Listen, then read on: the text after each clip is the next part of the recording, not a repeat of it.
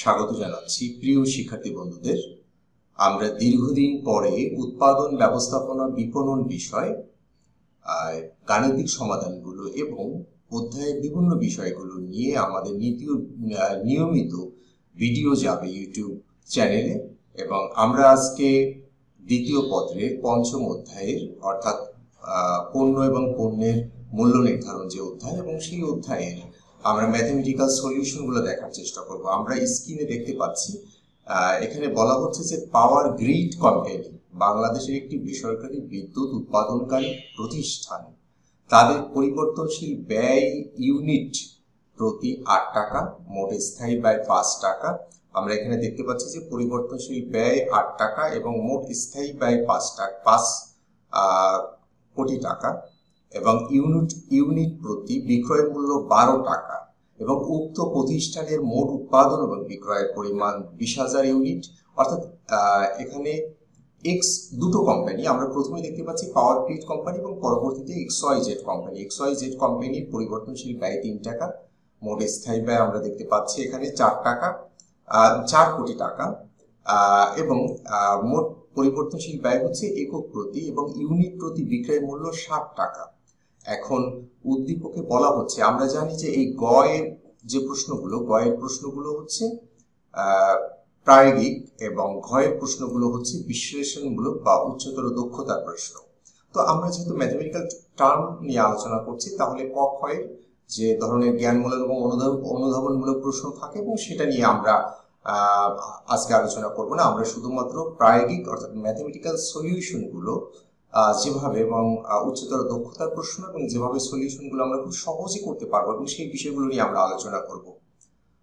আমরা তাহলে গতে দেখতে পাচ্ছি এখানে বলা হচ্ছে উদ্দীপকে পাওয়ার গ্রিড কোম্পানির ভারসাম্য বিন্দু পরিমাণ নির্ণয় করো, এবং ঘতে বলা হচ্ছে উদ্দীপকের উল্লেখিত দুটি কোম্পানির মধ্যে কোনটি লাভজনক বলে তোমার নিকট প্রতীয়মান হয় বা যুক্তি দেখাও। এখন প্রশ্ন হচ্ছে, আমরা প্রথম পাওয়ার গ্রিড কোম্পানির কথা বলা হচ্ছে, যেহেতু গতে আমরা পাওয়ার গ্রিড কোম্পানির ভারসাম্য পরিমাণ বা বিন্দু নির্ণয় করব। এখন তার আগে আমরা একটা বিষয় একটু জানা প্রয়োজন, সেটা হচ্ছে যে পরিবর্তনশীল ব্যয় এবং স্থায়ী ব্যয় কি। পরিবর্তনশীল ব্যয় হচ্ছে যে আমরা যত ইউনিট পণ্য উৎপাদন করব তার সঙ্গে সঙ্গে প্রতিনিয়ত যে ব্যয়টা হবে সেটাকে আমরা পরিবর্তনশীল ব্যয় বলে থাকি। আর স্থায়ী ব্যয় হচ্ছে যে এককালীন প্রদত্ত অর্থ দিয়ে বা 1 বছরের বেশি সময় যে ব্যয় করলে যেটা থেকে উপযোগ পাওয়া যায় তাকে আমরা স্থায়ী ব্যয় বলে থাকি। আমরা যেহেতু একটু স্ক্রিনে দেখার চেষ্টা করি যে পরিবর্তনশীল ব্যয় এবং স্থায়ী ব্যয়টা কি। আমরা পরিবর্তনশীল ব্যয় এখানে দেখতে পাচ্ছি যে কোনো প্রতিষ্ঠান উৎপাদনের পরিমাণ পরিবর্তন হওয়ার ফলে যে ব্যয় পরিবর্তিত হয় তাকে আমরা পরিবর্তনশীল ব্যয় বলে থাকি। যেটা একটু আগে আমরা বললাম যে একজন উৎপাদনকারী 1000 কলম উৎপাদন করবে, অর্থাৎ ওই 1000 কলম উৎপাদন করতে তাকে কলমের কালির প্রয়োজন হবে, বা কলমটা যদি প্লাস্টিক বডি হয় তাহলে তাকে প্লাস্টিক বডি তৈরি করতে হবে, বা এটাকে খোদাই করে নাম লিখতে হবে, যেটাকে প্রিন্টিং এর মাধ্যমে করা হয়ে থাকে। তাহলে এই প্রক্রিয়া যদি 1000 কলম তৈরি করা হয় তাহলে এটা প্রতিনিয়তই প্রতিটা কলমের সঙ্গে সঙ্গে বাড়তে থাকবে কালির পরিমাণ এবং অন্যান্য খরচগুলো, এবং 10,000 কলম উৎপাদন করলে প্রতিনিয়তই 10,000 কলমের সাথে 10,000 গুণ বাড়বে। তাহলে সেটাকে আমরা পরিবর্তনশীল ব্যয় বলে থাকি। এবং একটা কারখানায় যখন কলম উৎপাদন করা হয় তখন মেশিনারির প্রয়োজন হয়, যেটা দীর্ঘদিন ধরে ওই মেশিনারি থেকে সেবা পাওয়া যায়, অর্থাৎ স্থায়ী কারখানার প্রয়োজন হয়, দালান কোঠা নির্মাণ করতে হয়, এগুলো হচ্ছে স্থায়ী ব্যয়। তাই তো এগুলো একবারই ব্যয় করা হয়ে থাকে এবং পরবর্তীতে যত ইউনিট প্রোডাক্ট উৎপাদন করা যায় বারবার এটাকে স্থায়ী ব্যয় ব্যবহার করে উৎপাদন প্রক্রিয়ায় ব্যবহার করা যায়, কিন্তু খরচ করা হয় একবারই। তাহলে আমরা এবার পরিবর্তনশীল ব্যয় এবং স্থায়ী ব্যয় বিষয়টা মোটামুটি ক্লিয়ার হলাম। আমরা একটু উদাহরণের মাধ্যমে বিষয়টা একটু দেখার চেষ্টা করি। আমরা স্ক্রিনে আবারও দেখতে পাচ্ছি একটি কলম 5 টাকা মূল্য। আমরা যে কলমের উদাহরণ দিচ্ছিলাম, 10,000 পিস যদি কলম উৎপাদন করা যায় তাহলে আমাদের বিক্রয় মূল্য হচ্ছে, আমরা যদি বিক্রয় করি 5 টাকা করে তাহলে 50,000 টাকা আমরা বিক্রয় করতে পারবো। এবং আমরা ধরে নিচ্ছি এই 50,000 কলম উৎপাদন করতে হলে, 50,000 টাকার কলম উৎপাদন করতে হলে স্থায়ী সম্পত্তি বাবদ ব্যয় অর্থাৎ মেশিনারি, দালান কোঠা ইত্যাদি বাবদ ব্যয় হয়েছে 20,000 টাকা। এবং প্রতি কলমের পরিবর্তনশীল ব্যয়, ওই যে আমরা যেটা উদাহরণ দিয়েছি কালি, প্লাস্টিক বডি, তারপরে লেমিনেটেড পেপারস বা ওই নামটা খোদাই করার জন্য প্রিন্টিং ইত্যাদি ব্যাপার, এবং প্রতি কলমের জন্য পরিবর্তনশীল ব্যয় ধরলাম 2 টাকা করে, তাহলে 10,000 পিস কলম 2 টাকা করে, তাহলে 20,000 টাকা। তাহলে আমাদের স্থায়ী ব্যয় বাবদ আমরা খরচ করলাম 20,000 টাকা এবং পরিবর্তনশীল ব্যয় বাবদ আমরা খরচ করলাম 20,000 টাকা। তাহলে টোটাল আমাদের কত ব্যয় হলো? 40,000 টাকা। তাহলে টোটাল আমরা কলম উৎপাদন করলাম কত? 10,000টি কলম। 10,000টি কলম আমরা 50,000 টাকায় বিক্রয় মূল্য পেলাম। তাহলে 50,000 টাকা থেকে আমরা যদি আমাদের মানে আমাদের উৎপাদন খরচ বাদ দেয়, যেখানে স্থায়ী ব্যয় এবং পরিবর্তনশীল ব্যয় রয়েছে, তাহলে আমাদের মুনাফা হচ্ছে 10,000 টাকা। ক্লিয়ার? তাহলে এরপরে আমার মনে হয় কোনো শিক্ষার্থী বন্ধুরা তোমরা পরিবর্তনশীল ব্যয় এবং স্থায়ী ব্যয় এবং উদাহরণ সহকারে দেখিয়ে দিয়েছি, কাজে এটা তোমাদের বুঝতে একেবারেই অসুবিধা হবে না। আমরা তাহলে আবারও মূল অঙ্কে ফিরে যাই বা গাণিতিক টার্মে ফিরে যাই। আমরা গাণিতিক টার্মে আমরা দেখতে পাচ্ছি যে 1 নম্বরে বলা হচ্ছে যে পাওয়ার গ্রিড কোম্পানির এখন আমাদের বের করতে হবে ভারসাম্য বিন্দু বা পরিমাণ। এখন প্রশ্ন হচ্ছে ভারসাম্য বিন্দু বা পরিমাণটা কি? ভারসাম্য পরিমাণ হচ্ছে অর্থাৎ যেখানে আয় ব্যয় সমান, অর্থাৎ একজন ব্যক্তি 50,000 টাকা যদি সে ব্যবসায় বিনিয়োগ করে, তাহলে তাকে প্রথম টার্গেটটা থাকবে যে 50,000 টাকা যেন তুলে আনা যায়। তাহলে এই পর্যায়টা হচ্ছে আয় ব্যয় সমান। আমরা এই পর্যায়টাকে আয় ব্যয় সমান বলে থাকি। অর্থাৎ তারপরে যদি সে আরো বেশি পণ্য উৎপাদন বা বিক্রি করতে পারে, তাহলে তার হয়তো দেখা গেল যে সে 70,000 টাকার পণ্য বিক্রি করলো, তাহলে তার সে বিনিয়োগ করেছে 50,000 টাকা, তাহলে 70,000 টাকার পণ্য যদি সে বিক্রি করতে পারে, তাহলে তার কত লাভ হবে? 20,000 টাকা লাভ হবে। এরকম বিষয়টা, অর্থাৎ প্রথম টার্গেটটা হচ্ছে যে পরিমাণ বিনিয়োগ করা হয় সেই বিনিয়োগটা যেন উঠে আসে। বিনিয়োগ করলে আমরা সেটাকে বলে থাকি যে ব্যয়, অর্থাৎ ব্যয় করলে যে প্রোডাক্টটা উৎপাদিত হয় সেই প্রোডাক্টটা বিক্রি করে যে অর্থটা আসে, রিটার্ন আসে, সেই রিটার্নটা, বিনিয়োগ এবং রিটার্নটা যদি সমান হয়, অর্থাৎ তার প্রেক্ষিতে যদি মূল্য নির্ধারণ করতে হয়, অর্থাৎ কেউ যদি 50,000 টাকার পণ্য উৎপাদন করতে নাই পারে, যেটা 50,000 টাকার মেইন বিনিয়োগ, তাহলে তার লস হবে। সে যদি এর থেকে বেশি উৎপাদন বা বিক্রি করতে পারে, তাহলে তার লাভ হবে। অর্থাৎ ভারসাম্য পরিমাণের প্রেক্ষিতে যে মূল্য নির্ধারণ করা হয় তাকে আমরা ভারসাম্য পরিমাণ মূল্য নির্ধারণ বলে থাকি। এখন প্রশ্ন হচ্ছে তাহলে বিন্দু কি? সেই পরিমাণটা লেখার মাধ্যমে দেখানো হয় যে বিন্দুতে, সেটাকে আমরা ভারসাম্য বিন্দু বলে থাকি, তাই তো? তাহলে আমরা যখন এটাকে কার্ভ এঁকে, চিত্র এঁকে যখন এগুলো ব্যাখ্যা বিশ্লেষণ করব, তখন এই বিষয়টা আরো ক্লিয়ার হবে শিক্ষার্থী বন্ধুরা। নিশ্চয়ই আমি আরেকটা উদাহরণ দিতে পারি খুব সহজ ভাবে। সেটা হচ্ছে একজন শিক্ষার্থী বন্ধু, অনেক সময় আমরা হয় যে স্কুল কলেজের আঙ্গিনায় বা স্কুল কলেজের মাঠে অনেক সময় বৈশাখ মেলার আয়োজন হয় বা বসন্ত উৎসবের বিভিন্ন স্টল বা মেলার আয়োজন হয়। সেখানে যদি একজন শিক্ষার্থী 1,000 টাকা বিনিয়োগ করে কিছু খেলনা সামগ্রী বিক্রি করে বা কলম, স্টেশনারি সামগ্রী বিক্রি করে, তাহলে তার প্রথম উদ্দেশ্য হবে যে ওই 1,000 টাকা বিনিয়োগ করছে, 1,000 টাকা যেন উঠে আসে।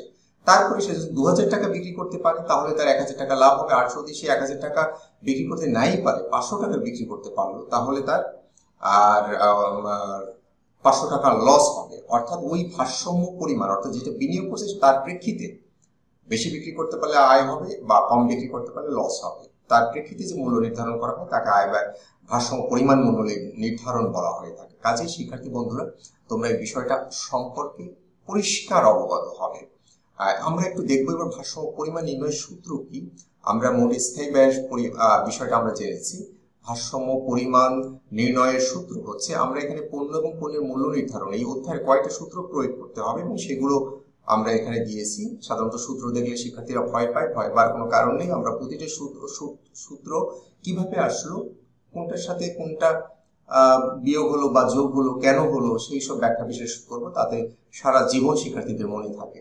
তাহলে ভারসাম্য পরিমাণ বা বিন্দুর ক্ষেত্রে আমরা দেখতে পাচ্ছি যে মোট স্থায়ী ব্যয়কে আমরা যদি ভাগ করি একক প্রতি বিক্রয় মূল্য থেকে মাইনাস একক প্রতি পরিবর্তনশীল ব্যয় থেকে, তাহলে আমরা ভারসাম্য পরিমাণ পাবো। আমাদের গাণিতিক বা এই অর্থাৎ অঙ্কে কিন্তু বলা হচ্ছে যে ভারসাম্য পরিমাণ নির্ণয়। তাহলে আমরা এবার ভারসাম্য পরিমাণ নির্ণয় করতে পারবো। আমরা এখানে দেখতে পাচ্ছি যে পাওয়ার গ্রিড কোম্পানির মোট ব্যয় হচ্ছে, মোট স্থায়ী ব্যয় হচ্ছে 5 কোটি। আমরা এখানে এই সূত্রটা এখানে লিখলাম, মোট স্থায়ী ব্যয় ডিভাইডেড বাই একক প্রতি বিক্রয় মূল্য মাইনাস একক প্রতি পরিবর্তনশীল ব্যয়।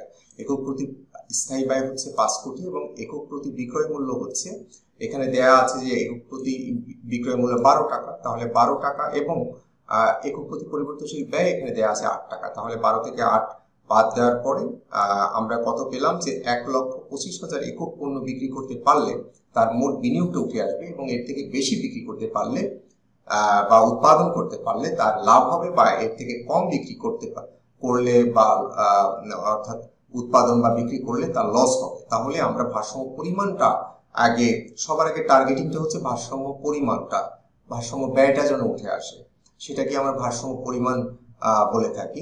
তাহলে এই ভারসাম্য পরিমাণটা আমরা পেলাম, এটা কোন ক্ষেত্রে পেলাম? আমাদের পাওয়ার গ্রিড কোম্পানি। এরপরে আমরা দেখবো যে XYZ কোম্পানি কি বলছে। XYZ কোম্পানির পরিবর্তনশীল ব্যয় একক প্রতি 3 টাকা। XYZ কোম্পানির পরিবর্তনশীল ব্যয় আমরা দেখতে পাচ্ছি 3 টাকা, এবং সূত্র একই সূত্র প্রয়োগ করা হয়েছে, মোট স্থায়ী ব্যয় ডিভাইডেড বাই একক প্রতি বিক্রয় মূল্য এবং একক প্রতি পরিবর্তনশীল ব্যয়। তাহলে একক প্রতি পরিবর্তনশীল ব্যয় আছে 3 টাকা দেয়া, তারপরে একক প্রতি বিক্রয় মূল্য কত দেয়া আছে সেটা আমরা একটু দেখে নেই। একক প্রতি বিক্রয় মূল্য দেওয়া আছে 60 টাকা করে, এবং মোট স্থায়ী ব্যয় 4 কোটি টাকা। তাহলে আমরা এখানে দেখতে পাচ্ছি মোট স্থায়ী ব্যয় 4 কোটি টাকা, বিক্রয় মূল্য 60 টাকা এবং একক প্রতি পরিবর্তনশীল ব্যয় 3 টাকা। তাহলে আমরা দেখতে পাচ্ছি 1 লক্ষ, না দুঃখিত, এখানে বোধহয় আমি ভুল বলেছি, 1 লক্ষ না, এটা হচ্ছে 1 কোটি একক পণ্য বিক্রি করতে পারলে, এবং পাওয়ার গ্রিড কোম্পানির এটা হচ্ছে 1,25,00,000 একক পণ্য বিক্রি করতে পারলে তার ইনভেস্টমেন্টটা উঠে আসবে, অর্থাৎ এটাই হচ্ছে ভারসাম্য পরিমাণ। আর আমি একটু এখানে হিসেব করে দেখি যে একক, দশক, শতক, সহস্র, অযুত, লক্ষ, নিযুত, কোটি। হ্যাঁ ঠিক আছে, 1,25,00,000। আর XYZ কোম্পানি হচ্ছে 1 কোটি একক। এখন প্রশ্ন হচ্ছে উচ্চতর দক্ষতার ক্ষেত্রে কি বলা হচ্ছে। এই ঘতে বলা হচ্ছে উদ্দীপকে উল্লেখিত দুটি কোম্পানির মধ্যে কোনটি লাভজনক বলে তোমার নিকট প্রতীয়মান হয়, যুক্তি দাও। আমরা তো পাওয়ার গ্রিড কোম্পানির ভারসাম্য পরিমাণ নির্ণয় করে ফেললাম। 1,25,00,000 একক পণ্য বিক্রি করতে পারলে পাওয়ার গ্রিড কোম্পানি ভারসাম্য বিন্দুতে পৌঁছাতে পারবে। এখন দুটি কোম্পানির মধ্যে ঘতে বলা হচ্ছে দুটি কোম্পানির মধ্যে তুলনা করতে হবে কোনটি লাভজনক। তাহলে দুটি কোম্পানির ভারসাম্য পরিমাণ বের করতে হবে, এবং যে কোম্পানির রেজাল্টটা ছোট হবে সেটাই ভালো। অর্থাৎ কম একক পণ্য বিক্রি করে যদি বিনিয়োগটা তুলে আনা যায়, যত তাড়াতাড়ি তুলে আনা যায়, আমরা ধরে নিলাম যে কম একক পণ্য বিক্রি করেই যদি তুলনামূলক তাড়াতাড়ি আমাদের রিকভারিটা আসে, তাহলে সেই প্রতিষ্ঠানই ভালো।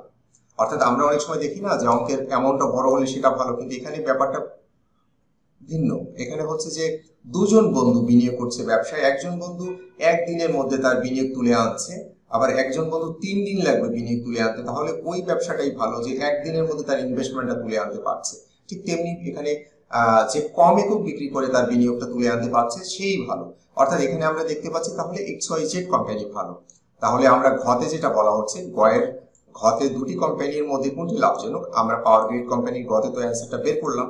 এবার ঘতে তাহলে XYZ এরটা বের করতে হবে, সেটাও আমরা বের করলাম। এখন দুটোর অ্যামাউন্ট হচ্ছে, গ হচ্ছে 1,25,00,000 একক পণ্য বিক্রি করতে পারলে ভারসাম্য বিন্দুতে পৌঁছাতে পারবে। ঘ হচ্ছে XYZ কোম্পানি হচ্ছে 1 কোটি একক পণ্য বিক্রি করতে পারলে ভারসাম্য বিন্দুতে পৌঁছাতে পারবে। তাহলে ছোট অ্যামাউন্ট কোনটা? ঘ, XYZ। অর্থাৎ ঘ হচ্ছে আরো 25 লক্ষ একক কম বিক্রি করেই সে ভারসাম্য বিন্দুতে পৌঁছে যাচ্ছে, অর্থাৎ XYZ কোম্পানি ভালো।